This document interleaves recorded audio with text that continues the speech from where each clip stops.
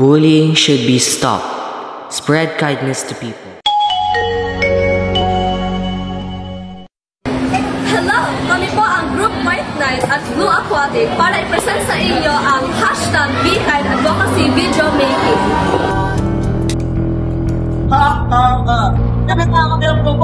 Grupo ng mga nerds. Pagka matatalino mga yan, pero ang papangit. Puro nagyawat. Gumayon.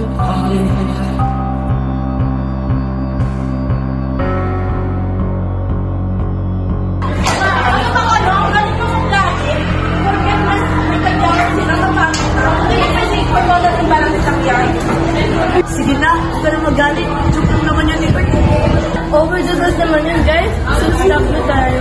Hindi siya nakakatawa. Jokes are supposed to be funny, di ba? Hey guys, what are you doing? Eto, pala. Narinig namin yung mga kasama ko. Bakit narinig namin ako? Boy, pasensya na kayo. Mamahin naman sila. Bullying is a coward's way of trying to make themselves feel powerful. So, think twice before you bully someone.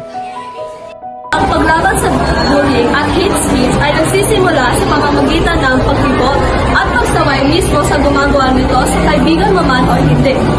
Huwag natin hayaan maging biktima ka din ng bullying bago ka makialam. Be a buddy, not a bully. And putting others down won't bring you up.